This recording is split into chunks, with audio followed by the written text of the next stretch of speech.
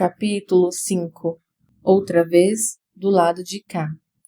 Como se estivessem ainda brincando de esconder, levou tempo para que Edmundo e Lúcia encontrassem Pedro e Susana.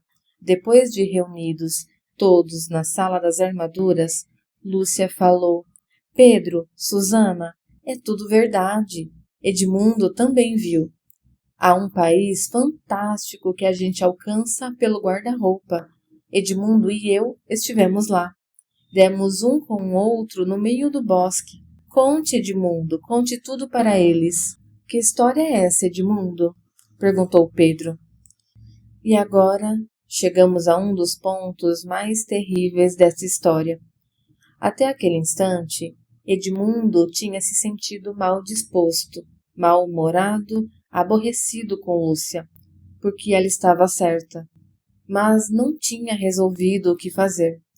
Porém, diante da pergunta de Pedro, decidiu fazer a coisa mais mesquinha e mais ordinária de que se poderia ter lembrado. Decidiu humilhar Lúcia. Conta, Edmundo, disse Susana. Edmundo tomou um ar de grande superioridade, como se fosse muito mais velho do que Lúcia. A diferença era só de 1 ano. E disse com um risinho de deboche: Ah, é mesmo, eu e Lúcia estivemos brincando, imaginando que era verdade tudo aquilo do país maravilhoso dentro do guarda-roupa. Mas só de brincadeira, é claro, não existe nada lá. A coitada da Lúcia olhou para Edmundo e saiu correndo para fora da sala. Ele, que a cada momento se tornava mais maldoso, achou que tinha conseguido uma grande vitória. Lá vai ela outra vez. Que há com essa garota? Este é o problema com as crianças pequenas. Estão sempre a... Cale o brico, disse Pedro furioso. Você está sendo muito malvado com a Lu, desde que ela apareceu com a loucura do guarda-roupa. Você está abusando, querendo humilhá-la por causa disso. É por pura maldade. Mas tudo isso é um absurdo, exclamou Edmundo, um pouco ressentido. Pois é isso que está me preocupando. Lu estava muito bem quando saiu de casa. Desde que chegou aqui, parece que não anda muito boa da cabeça. Ou então está virando uma grande mentirosa. Seja lá o que for, não adianta você estar sempre zombando dela, chateando-a num dia para dizer no outro que ela tinha razão. Eu acho, disse Edmundo, mas não lhe saiu mais nada da boca. Não acha nada, disse Pedro. É maldade sua. Você sempre gostou de portar-se como um cavalo com os mais novos. No colégio, você já era impossível. Vamos parar com isso, disse Susana. Não resolve nada ficar discutindo. Vamos procurar Lúcia. Estava na cara que Lúcia andara chorando. Nada conseguia consolá-la. Estava absolutamente convencida da verdade da história. Não me interessa o que vocês pensam, nem o que vocês dizem. Podem contar tudo ao professor, ou escrever para a mamãe. Façam o que quiserem. Tenho a certeza de que encontrei um fauno, e devia ter ficado lá para sempre, porque vocês são uns bestas. Não foi uma noite nada agradável. Lúcia, infeliz, Edmundo, sentindo que o seu plano não estava saindo tão bem quanto imaginara. Os dois mais velhos começavam a convencer-se de que Lúcia não estava em seu perfeito juízo. Depois que a irmã foi dormir, ficaram os dois durante muito tempo no corredor, falando em segredo sobre o caso. Na manhã seguinte, resolveram contar tudo ao professor. Depois, escreveremos a papai, se o professor achar que Lúcia não está boa da cabeça. Não podemos fazer mais do que isso. Entrem, disse o professor, ao ouvir as pancadas na porta. Ofereceu-lhes cadeiras e disse que estava às ordens. Escutou-os com toda a atenção, dedos cruzados, sem interrompê-los até o fim da história. Ficou calado durante muito tempo. Tossiu para limpar a garganta e disse a coisa que eles menos podiam esperar. E quem disse que a história não é verdadeira? Mas acontece, começou Susana, e parou por aí. Via-se pela cara do velho que ele estava falando mesmo sério. Susana tomou coragem e disse: Mas Edmundo confessou que eles estavam fingindo. Ora, aí está uma coisa, tornou o professor, que precisa ser considerada, e com muitíssima atenção. Por exemplo, se me desculpam a pergunta, qual deles, pela experiência de vocês, é mais digno de crédito, o irmão ou a irmã? Isto é, quem fala sempre a verdade. Isto é que é gozado, professor, respondeu Pedro. Até agora, eu só posso dizer que é a Lúcia. E que acha você, minha querida Susana? Bem, em casos comuns, penso igual ao Pedro, mas aquela história do bosque e do fauno não pode ser verdade. É o que a gente nunca sabe, disse o professor. Não se deve acusar de mentirosa uma pessoa que sempre falou a verdade. É mesmo uma coisa muito séria, muito séria. Mas o nosso medo não é que ela esteja mentindo, replicou Susana. Chegamos a pensar se ela não está doente da cabeça. Acham que ela está louca? Perguntou calmamente o professor. Podem ficar descansados. Basta olhar para ela, ouvi-la um instante para ver que não está louca. Mas então, disse Susana e calou-se. Nunca tinha pensado que uma pessoa grande falasse como o professor e não sabia bem o que devia pensar de tudo aquilo.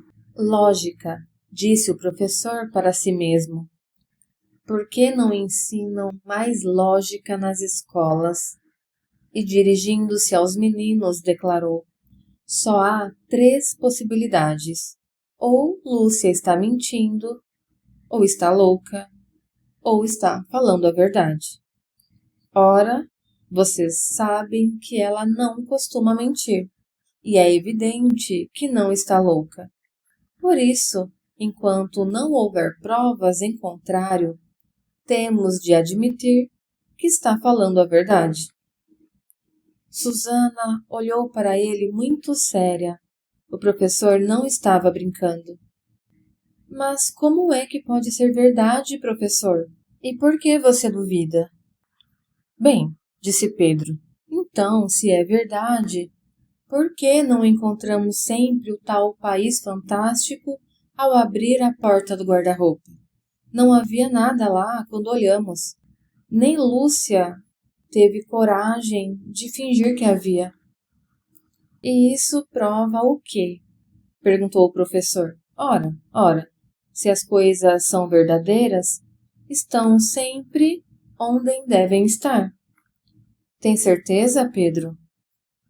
Ele não foi capaz de responder.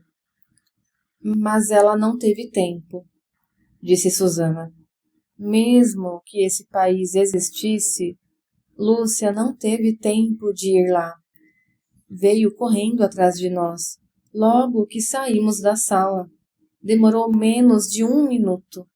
E ela diz que passou horas lá. Pois é exatamente isso que me faz acreditar na história, disse o professor. Se de fato existe nesta casa uma porta aberta para um outro mundo, e devo dizer que esta casa é muito estranha, e eu mesmo mal a conheço, e se Lúcia conseguiu chegar a esse mundo, não ficaria nada admirado se ela houvesse encontrado lá um tempo diferente. Assim, podia muito bem acontecer que, embora ela ficasse muito tempo lá, a gente não percebesse isso no tempo do nosso mundo. Lúcia, na idade dela, não deve saber disso. Logo, se estivesse fingindo, deveria ficar escondida durante mais tempo, para depois contar a mentira. Mas, professor, acha mesmo que pode existir outro mundo em qualquer lugar, tão pertinho? Será possível? É muito possível, disse o professor, tirando os óculos para limpá-los. Eu gostaria de saber o que estas crianças aprendem na escola, murmurou para si mesmo. Mas o que devemos fazer no momento? Perguntou Susana, que sentia a conversa sair dos eixos. Minha querida Susana, disse o professor, fitando ambos com um olhar penetrante. Há um plano ainda não sugerido por ninguém e que talvez valha a pena experimentar. Qual? Cada um trate de sua própria vida. E assim terminou a conversa. Daí por diante, Lúcia sentiu que o ambiente melhorava. Pedro via-se na obrigação de impedir as zombarias de Edmundo, e ninguém tinha vontade de tocar no assunto do guarda-roupa.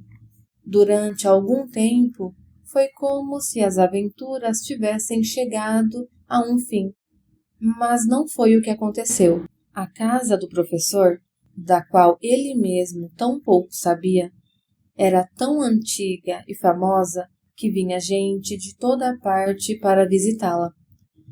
Era dessas que estão indicadas nos guias turísticos e até nos livros de história.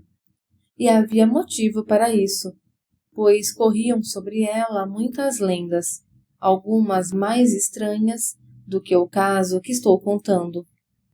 Quando apareciam turistas, o professor dava licença para verem a casa, e Dona Marta, a governanta, servia-lhes de guia, contando o que sabia dos quartos, das armaduras e dos livros raros da biblioteca.